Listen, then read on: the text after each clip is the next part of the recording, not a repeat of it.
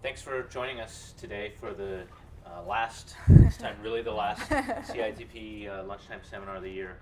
Today, Professor Youngmi Kim is going to talk to us about the role of technology in targeting and political discourse and campaigns. This is an area she's been working in for quite some time. Youngmi has been with us for the whole year, as many of you know. She's our Microsoft visiting faculty. Her full-time appointment is at the University of Madison, Wisconsin, in the School of Journalism and Mass Communication, and she's also spent some time as a visiting fellow at the Oxford Internet Institute, where we've also had several other visitors come from. So Youngmi has also taught a course on this topic here this term on politics in the age of digital media. So in case you missed it, we're going to get a nice crash course on this topic today. So thanks, Youngmi. Thank you. Thank you for the introduction, Nick. Thank you all for coming to this talk, and I'm very excited to have all of you. So I tell my students to well define your audience and then give one focused message when giving a talk, but I'm actually violating the number one principle today for a self-interested reason. So I will talk about related but two different projects. Each stands at the opposite extreme in terms of progress. The first topic is going to be like a 21st. Is going to be about like a 21st century seasonally, which is part of my book manuscript, and I'm just completing. And I'll briefly introduce my new project, which is an extension of the book that is about how elites respond to the 21st century seasonally.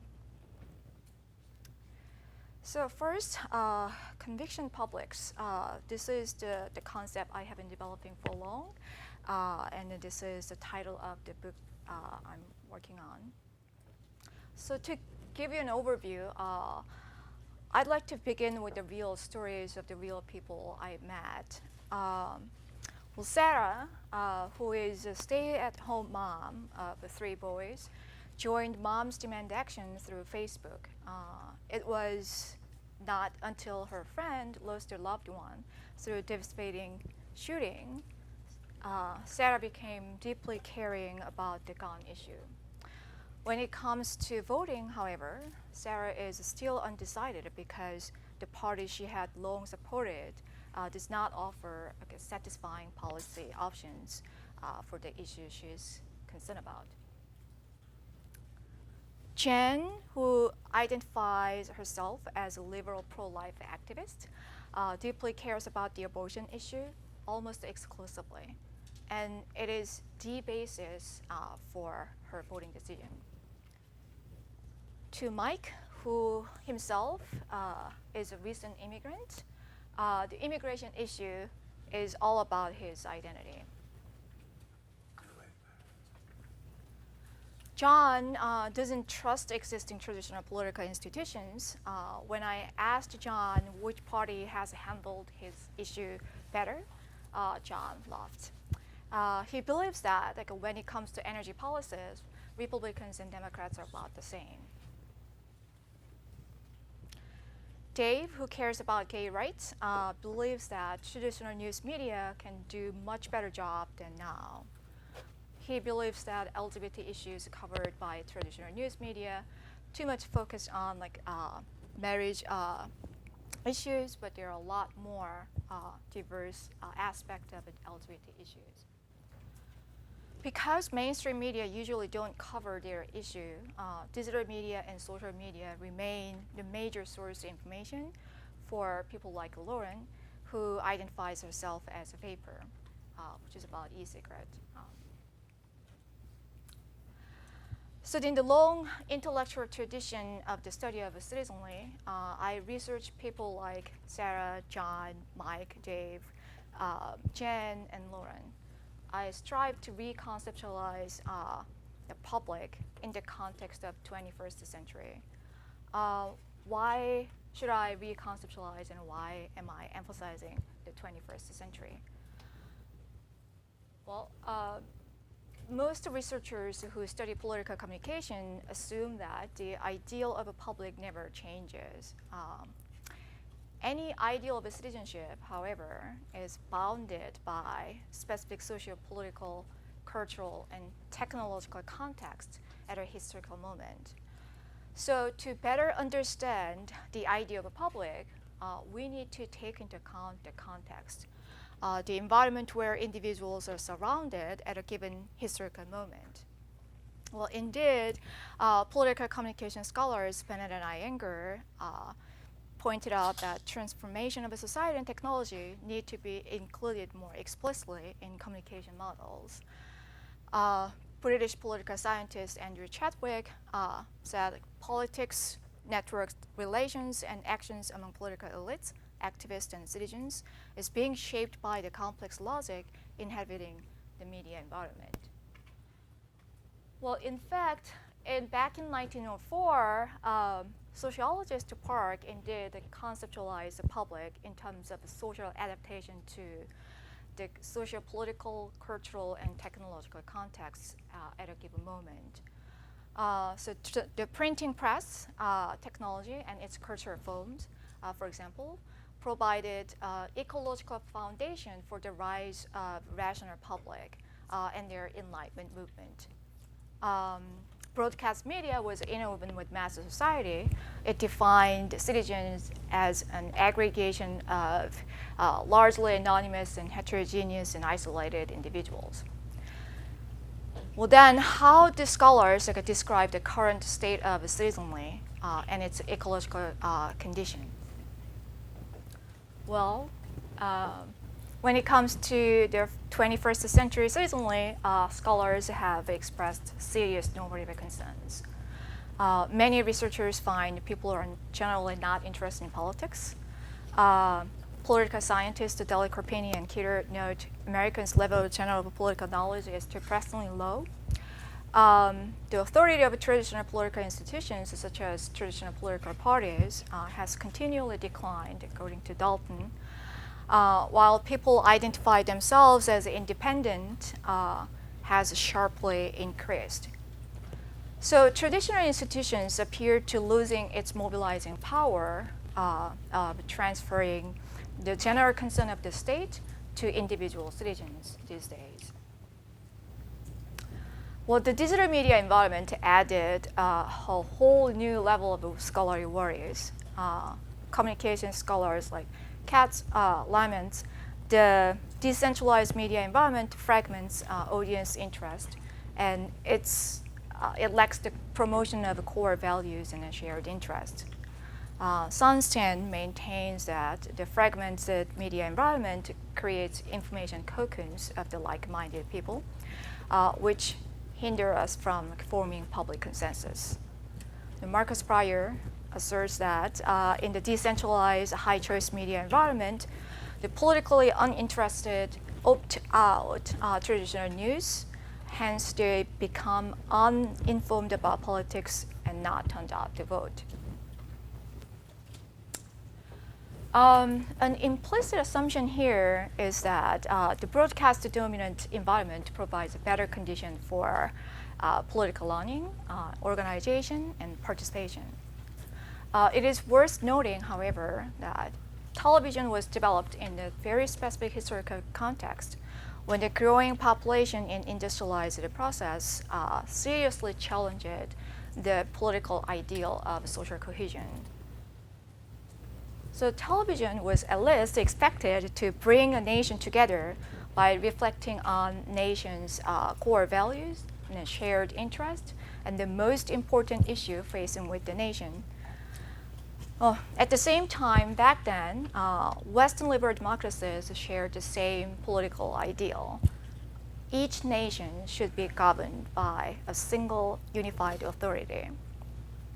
So television was therefore almost like a perfect medium to bring the heterogeneous people together and then deliver the national agenda to the people.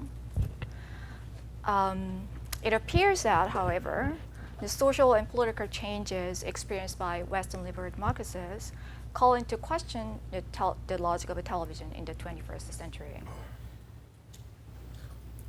So sociologists back, for example, posits people's political interests and beliefs give rise to emerging ideas and engagement.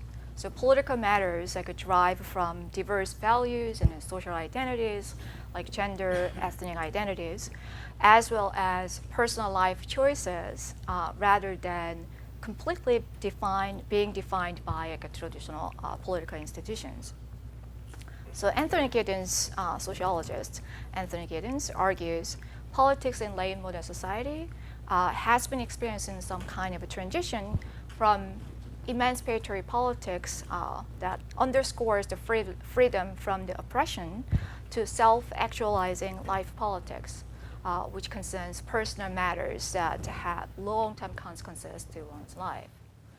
So as told us, as told by our people, like Sarah, Jen, Mike, Dave, and Laura's case, day-to-day decisions on reproduction, race, ethnicity, gender, energy, climate issues, food, product choice reflect one's values and identities and then interest, and then politics around these issues in fact involves the project of self, self-actualization processes. So the personal is political. I argue the digital media environment upholds such a new logic of politics, and the logic of life politics is interwoven with the digital media logic. So its diverse outlets cover a wide range of personal concerns.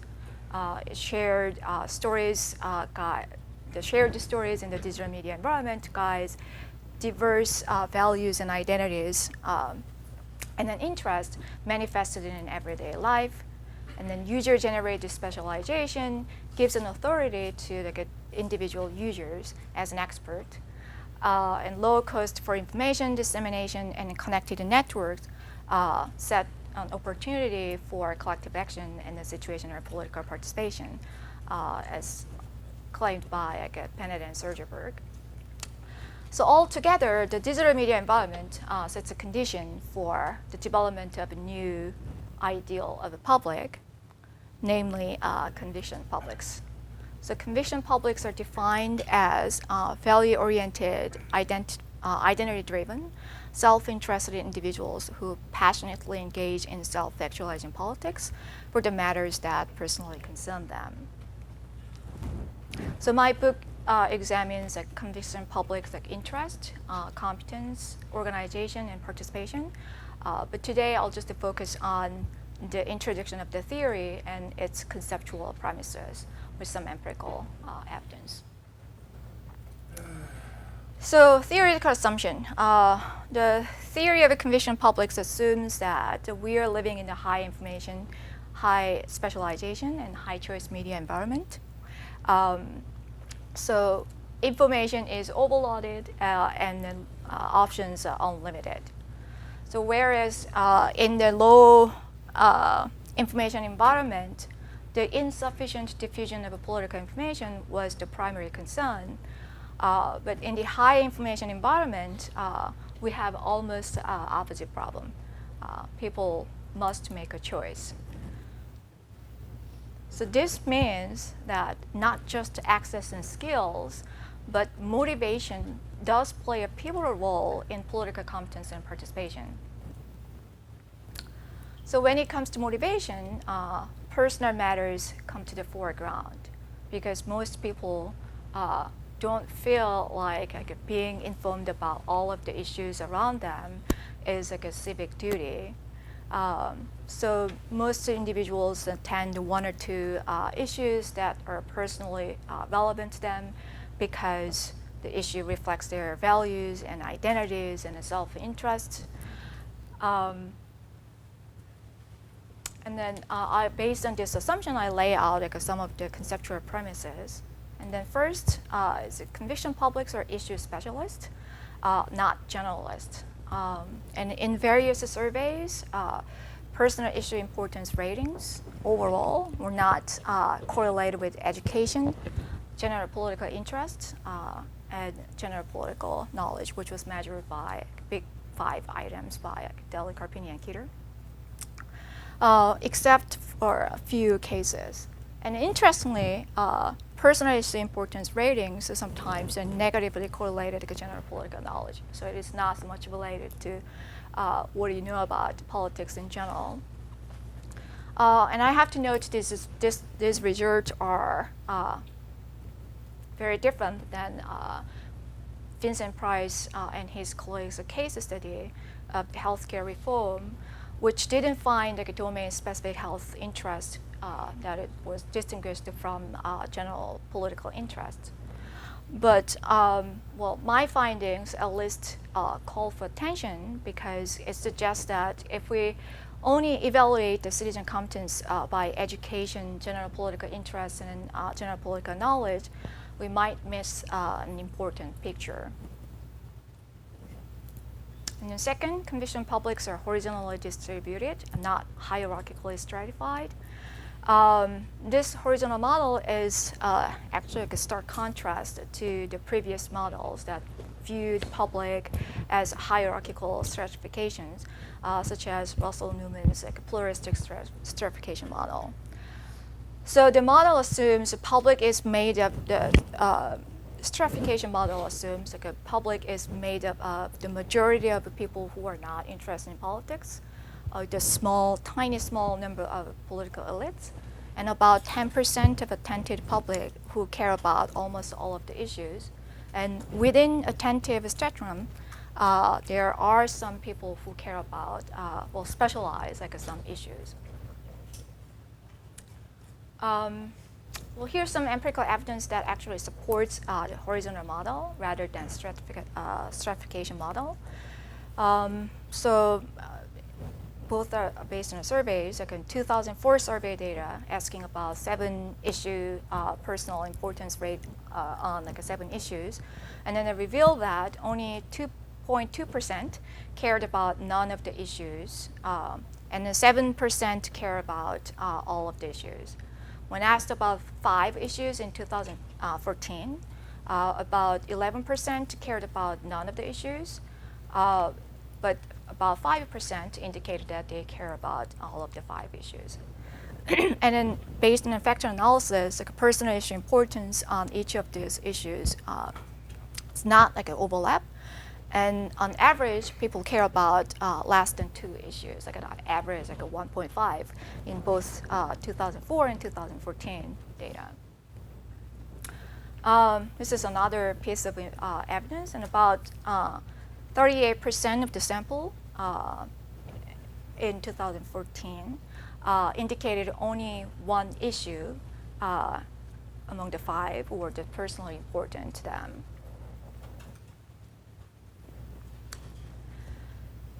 Okay, 3, conviction publics are deliberate motivational tacticians who tactically respond to situational changes in political environment. So conviction publics are not cognitive managers who only care about information cost entailed in political involvement. So they do care about like, the cost, but in some cases, when they care about the issues, they don't care about the cost entailed in political participation. And also, they do not simply rely on information shortcuts, on heuristics, or chronic accessibility of the issue. And conviction publics are driven by personal concern, which I view as intrinsic motivation. This means that personal importance is inherently personal and not primed by situational factors such as media agenda. So unlike political scientist Hutchings, who equates issue importance to issue salience, I consider issue importance different than issue salience.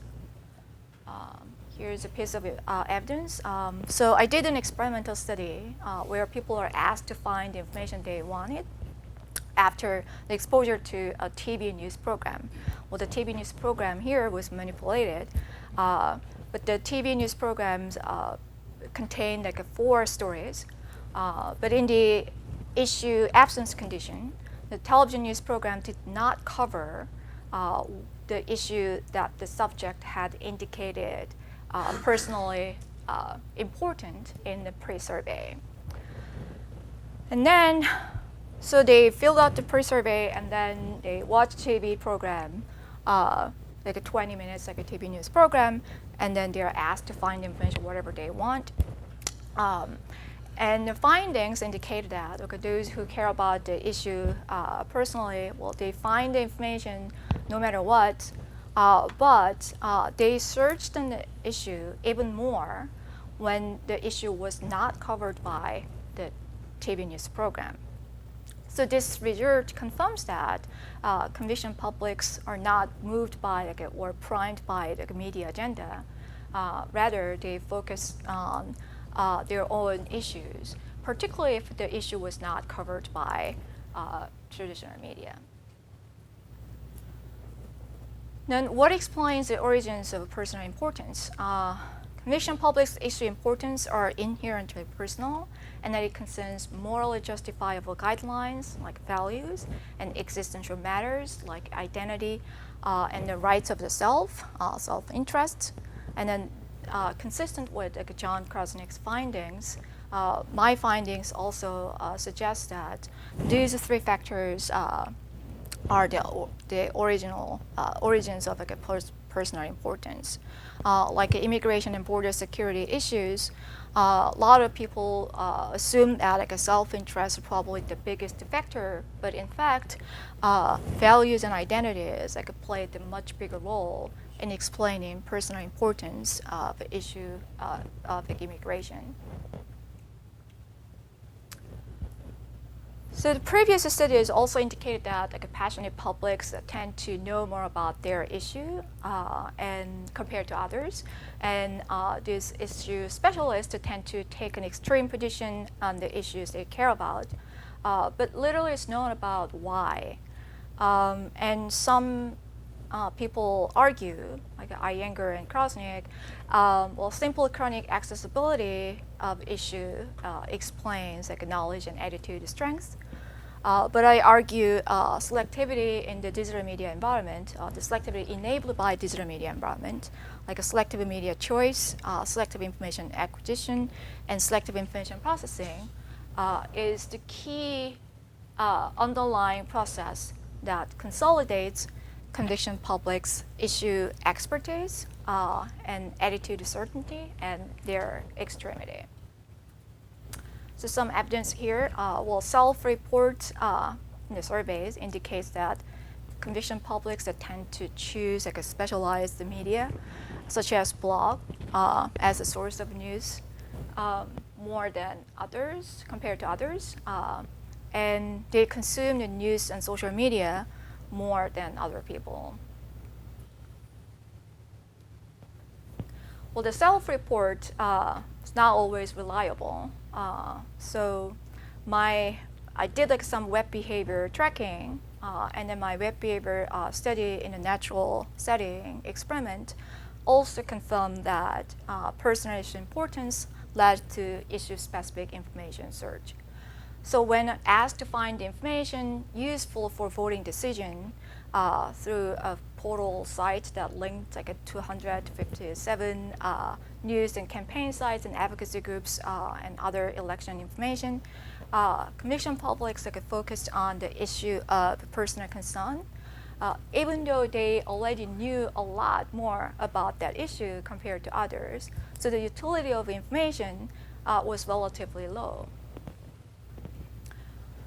And many of you in this room might assume that, well, these people probably are living in the echo chamber and avoided counter-attitudinal information altogether. But another laboratory experimental study discovered that conviction publics did not just look at their own side, but indeed I found some evidence that pro-life people hit pro-choice site more than pro-life site, although it was statistically very marginally significant.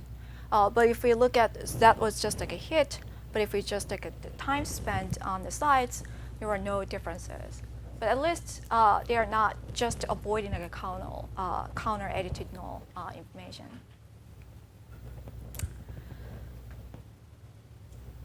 As a result of issue-specific information selection, conviction publics exhibited a high level of issue-specific knowledge. Well, in the natural setting experimental study, when people are given an opportunity to find information about the election, they did focus on an issue, specific issue search than others. And as a result, they learned a lot more about the issue compared to other people. I also found a similar pattern in the survey data. There was a small interaction effect of personal importance and blog news reading, suggesting that conviction publics use blogs more compared to others, and then blog reading consolidated their issue-specific knowledge. So conclusion is that the theory of conviction publics clarifies and extends the concept of issue publics in political science and public opinion research. The notion of issue publics was introduced by Converse in 1964, but the concept has been largely under-investigated, partly due to some taxing process of measure development, and then there was some debate about the utility of the measure in terms of efficiency. But then after the measurement debate, the utility of the entire concept was rejected by the majority of political scientists. So here I argue with the revised assumptions and a clear set of the conceptual promises and empirical support, we might need to revisit the concept of issue publics in the digital media age. Right. So I'll skip.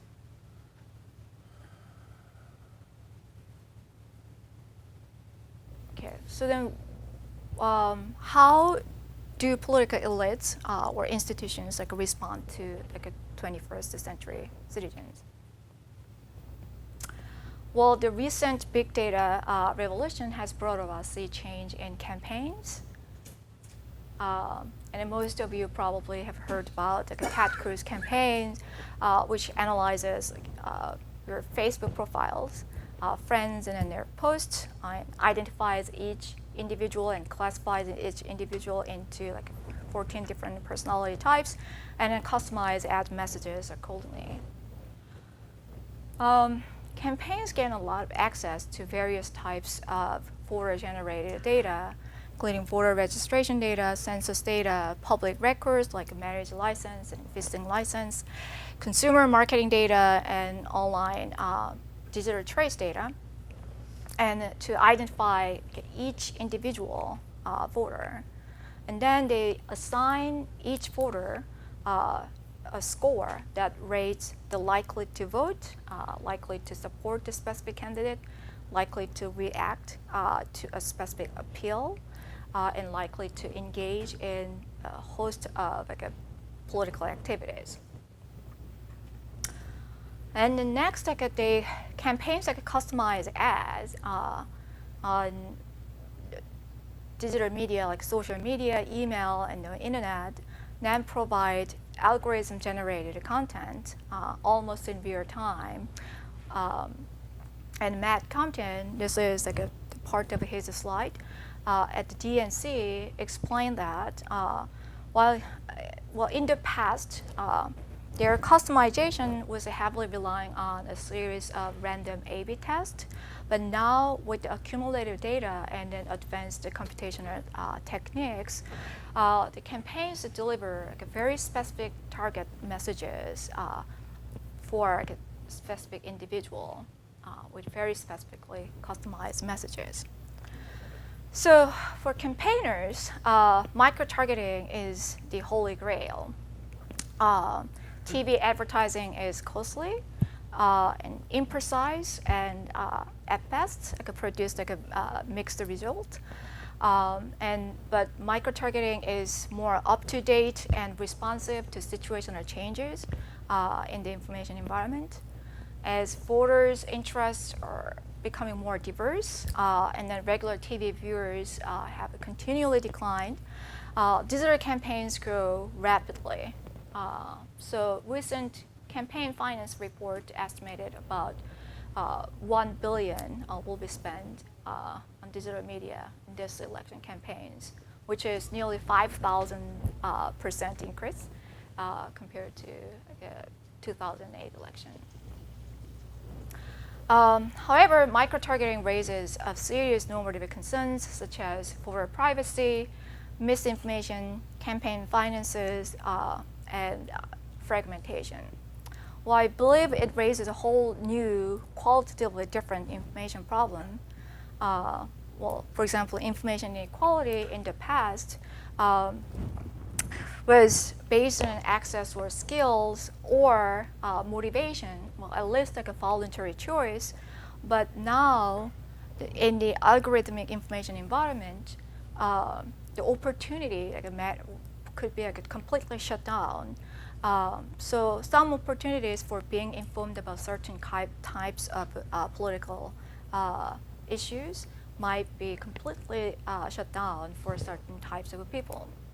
So it is imperative to empirically observe microtargeting and its implications for democracy. So we pose 3 research questions, like the landscape of digital ads and microtargeting patterns, and then effective microtargeting. And I especially focus on the microtargeting patterns in this project, such as elite strategies, and then testing some models of elite strategy, whether the microtargeting is more based on partisan reinforcement or the persuasion of cross-pressured voters or Asian publics, sort of assembly of niche segments of the population. Data use strategies, I believe, is also important because, for example, whether it is based on a content and a site level, or audience voter level, or behavioral targeting, because depending on which data was the basis for their targeting, it suggests a different policy outcomes. So typical a digital trace data collection involves a scraping of the site, but we take a crowdsourcing approach because a scraping approach has limitations in understanding real human behavior. So we take a crowdsourcing approach with the real-time longitudinal observation. So we developed the app called eScope, Election Scope, and then this app collects and detects and collects ads with the meta information, such as where each ad placed at the individual level. So the crowdsourced approach, the eScope collects ad and meta information, and users' browsing history, and we also combine this with the surveys. Try to better understand microtargeting patterns. To have some variations both at the individual and the message level, ad level, and we take a dual sampling approach. Well, ideally, I wish I had a big representative sample, but that's very costly. We'll have a representative panel for the general election, but with the small size of the sample. So we also complement representative sample with the general public, with undefined crowd, and members and supporters of advocacy groups and MTurkers. Well, I think it is still crucial to have a crowdsource-based a platform where people can submit their emails or take a picture of direct mails and then submit to site and download the app and then add it to their browser extension.